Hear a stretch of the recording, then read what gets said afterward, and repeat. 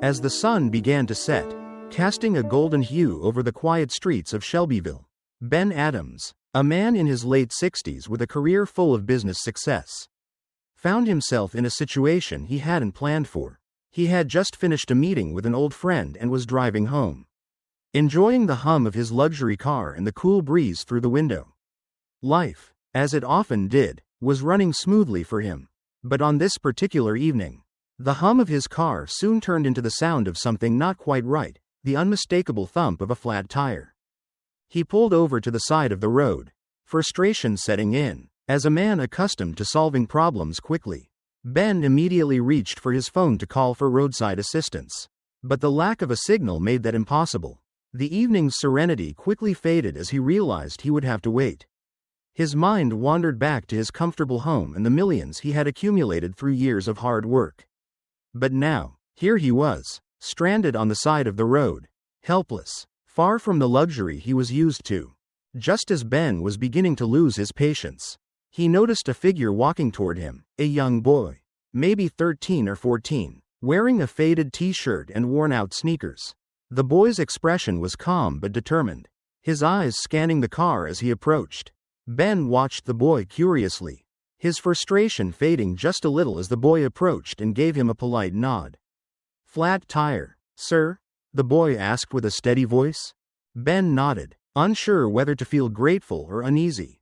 "Yes, I'm stuck here, my phone isn't working, and I was hoping someone could help." Without hesitation, the boy smiled. "I can help," he said, kneeling down and examining the tire. "My granddad taught me how to change tires last summer." Ben was taken aback by the boy's confidence and composure. There was something in the way he moved, a quiet skill that suggested experience beyond his years. The boy worked swiftly, pulling out the necessary tools from the trunk. And within minutes, the job was done. Ben, stunned by the boy's efficiency, fumbled for words. "Thank you. Really, I can give you something for your help," he said, reaching for his wallet. The boy shook his head politely, stepping back. "No, thank you, sir. I'm just happy to help," he said before turning and walking back down the road, leaving Ben to watch him go. Ben stood there for a moment, still holding the money in his hand, unsure of what just happened. He watched as the boy's figure grew smaller in the distance, disappearing around the bend in the road. There was something about that encounter that left him feeling unsettled in a way he couldn't quite place. The boy's simple act of kindness, without any expectation of reward, was so foreign to Ben's world of transactions and deals. He had spent his life surrounded by people who always had something to gain from others. And yet, here was a boy, seemingly without much, offering his help freely, as though it was the most natural thing in the world. As Ben climbed back into his car and began driving, the events of the past few minutes replayed in his mind. The boy's quiet confidence and humility stood in stark contrast to the business world he had been a part of for decades, where everything was about getting ahead and making deals. Ben had known thousands of people, partners, clients, investors, yet few had made an impression on him like this young boy had.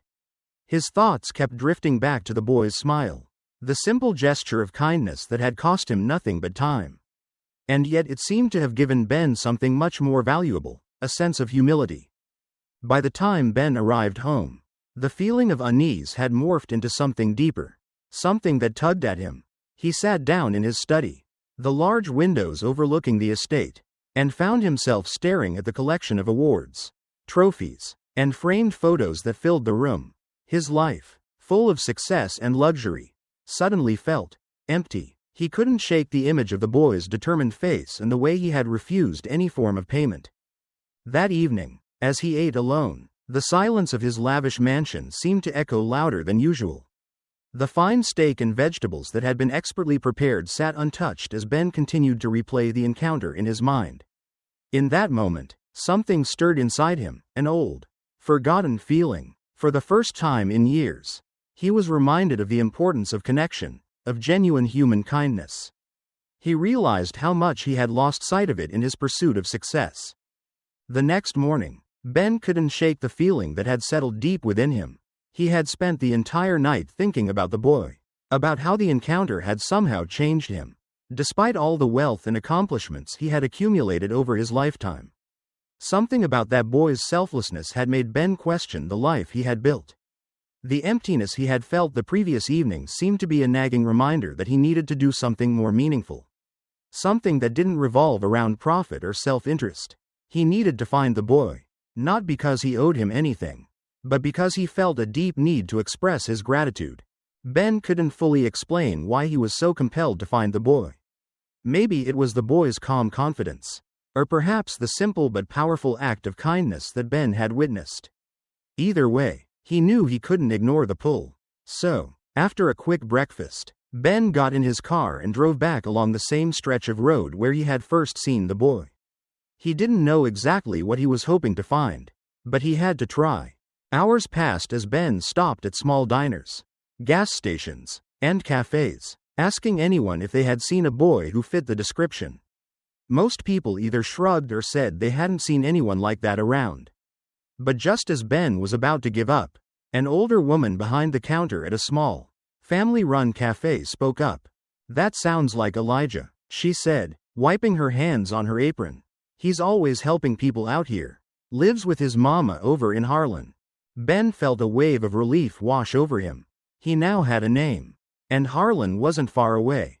He thanked the woman and made a note of the town, eager to meet the boy who had unknowingly opened his eyes to something greater than wealth and status. The drive to Harlan was quiet, the scenic roads offering little distraction from the thoughts swirling in Ben's mind. What kind of life did Elijah lead? What kind of family raised a child with such generosity and integrity?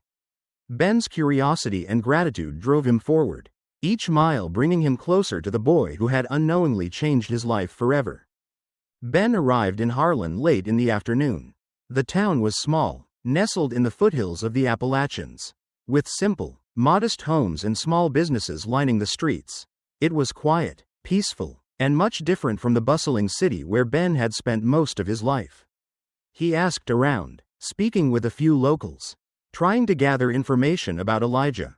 Most of them didn't know the boy by name, but after describing Elijah's kindness and appearance, one elderly man pointed him in the direction of a small house on the edge of town.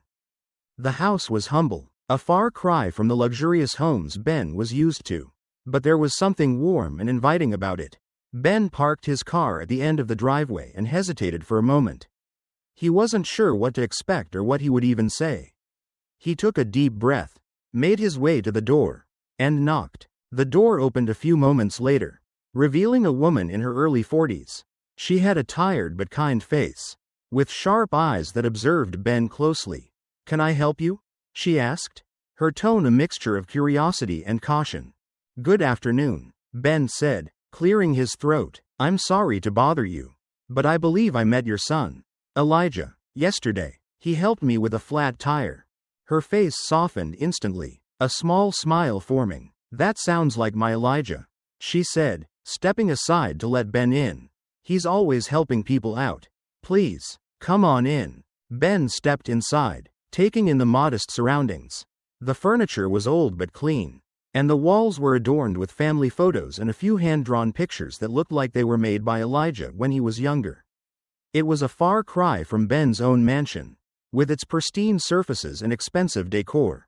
Yet, there was something about the place that felt real, alive, and full of love. Elijah's mother led Ben out to the backyard, where Elijah was busy repairing a fence. The boy looked up in surprise when he saw Ben, his expression a mix of curiosity and mild confusion. "Hey, mister," Elijah said, wiping his hands on his jeans. "What are you doing here?" Ben smiled, feeling oddly nervous. "I wanted to thank you again for helping me yesterday." "You didn't have to, but I just couldn't stop thinking about it." Elijah shrugged, his expression easy and genuine. "It wasn't a big deal," he said, but to Ben, it was. He had helped a stranger for no reason other than kindness, and that simple act had left a profound impact on Ben's life. As they stood there in the quiet of the backyard, Ben couldn't help but notice how Elijah carried himself, confident, yet humble. The boy's self-assurance came not from material wealth, but from something deeper, a sense of dignity and purpose. Elijah's family didn't have much, but they made the most of what they had, and it was clear that they valued what truly mattered: family, love, and community. Ben felt a wave of gratitude and admiration for the boy. "You've got a good head on your shoulders," he said, his voice sincere. "Your mother must be proud." Elijah grinned, glancing back toward the house. "She works hard," he said simply. "I just try to help out where I can." Ben was quiet for a moment, reflecting on Elijah's words. He thought about his own upbringing and how his parents had taught him the value of hard work and perseverance. He had drifted away from those lessons as he became consumed with wealth and status. But standing in this modest backyard, surrounded by the love and simplicity of Elijah's life, Ben realized how far he had strayed from what truly mattered. "I'd like to do something for you and your family," Ben said finally. After a long pause, Elijah straightened up, his expression cautious. "We're okay, mister. We don't need anything." Ben shook his head, his tone firm but gentle. "It's not about need," he said. "It's about what's right. You helped me when I needed it, and I want to return the favor." Before Elijah could respond, his mother stepped outside, calling for him to come inside for lunch. Ben turned to her, offering a polite smile. "Would you care to join us?" she asked. "It's nothing fancy, but you're welcome to stay." Ben hesitated for a moment, unused to such an invitation, but the sincerity in her voice left him no room to refuse. "I'd like that," he said, following her inside, as they sat down to a simple meal of freshly baked bread and roasted vegetables. Ben found himself drawn into their conversation. Elijah talked about school, his friends, and his dream of becoming an engineer. His mother shared stories about the tight-knit community they lived in. The people who always looked out for one another. For the first time in years, Ben felt like he was truly connecting with others. Not through business deals or superficial exchanges, but through genuine conversation and shared humanity. When the meal was over, Ben knew he couldn't leave without doing something for this family. They had given him a gift he hadn't even realized he needed, a reminder of what truly mattered. He couldn't walk away from this encounter without giving something back. As he left the house, Ben's mind was already turning over plans. He was determined to help Elijah and his mother in a way that would honor their dignity and strength. Not out of charity, but out of respect for the selflessness they had shown. What started as a simple encounter had grown into something much more significant, something that would change not only Elijah's life but his own as well. The next morning, Ben could not shake the thoughts of Elijah and his mother from his mind. He knew he had to do something more for them, something that would make a real difference. He spent the day making calls, reaching out to old colleagues, contractors, and suppliers. By midday, a plan had already begun to take shape. Ben wasn't looking to hand out charity. He wasn't interested in just giving them money or things. No, what he wanted to do was far more meaningful. He wanted to provide them with stability, dignity, and the opportunity to live better, without sacrificing their values. Within a week, trucks and workers arrived at Elijah's house, beginning the transformation. The sagging porch was replaced with sturdy wood. The roof was repaired, and the rusty swing set in the backyard was replaced with a brand new one. Inside, the walls were painted, the floors polished, and the kitchen was upgraded with modern appliances. At first, Elijah tried to help with the renovations, carrying planks of wood, sweeping up debris, but Ben insisted that he take a break. "Your job, Elijah," Ben said with a smile, "is to enjoy being a kid for a little while." But Elijah couldn't resist sneaking out to watch the crew work. His eyes lit up with curiosity as he observed them measure, cut, and build. One of the workers, a burly man named Joe, noticed Elijah's interest and invited him to help measure the wood. It wasn't long before Elijah was asking questions about tools, construction, and how to get started in the trade. His excitement was contagious, and Ben could see that the boy's natural curiosity had been sparked. As the weeks passed and the house continued to take shape, something even more remarkable was happening. Elijah's passion for construction began to blossom, and Ben arranged for him to shadow the workers on future projects.